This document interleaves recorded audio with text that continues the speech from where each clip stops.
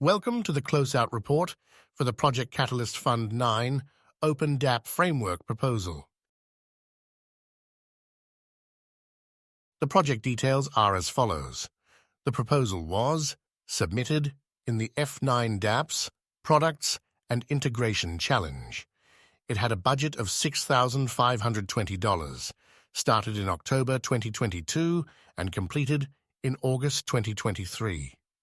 The project team comprised Tavo Sachs, Stephen Wittenstall, and Vanessa Cardui.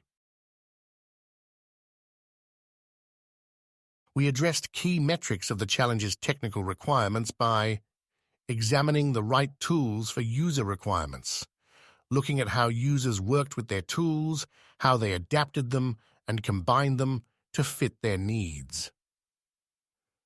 Identifying problems and solutions. In short, how we use the tool, not how the tool uses us.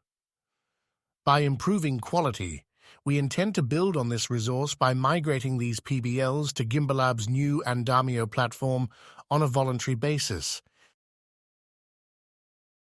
We completed our project aims by delivering a series of workshops on the functional analysis and abstraction of project management tools, by drafting and documenting a project-based learning PBL pathway using a building background knowledge approach, by collecting and reporting on feedback on the workshops, by creating a framework to help bootstrap and design project management flows. In general, we facilitated lively discussion and engagement in a number of workshops around the subject of project management tools. We collaborated on deep analysis that drew upon real experiences of people working in Catalyst. We engaged people thinking about similar issues. By creating space outside people's own projects, we were able to collaborate and discuss ideas around tooling in a wider context. In our introductory session, we invited community members to conduct an analysis of different types of tasks and bounties they use, and the tasks of documenting and coordinating their work. This uncovered the difference between actions, tasks that don't lead to an output, and assets, tasks that do create an output or product. The difference between simply documenting and communicating documentation.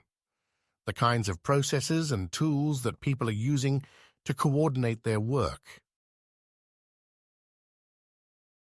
Our second session focused on what PM tools participants use. We discovered that use cases vary. Methods can be considered as tools. Learning a tool has a cost.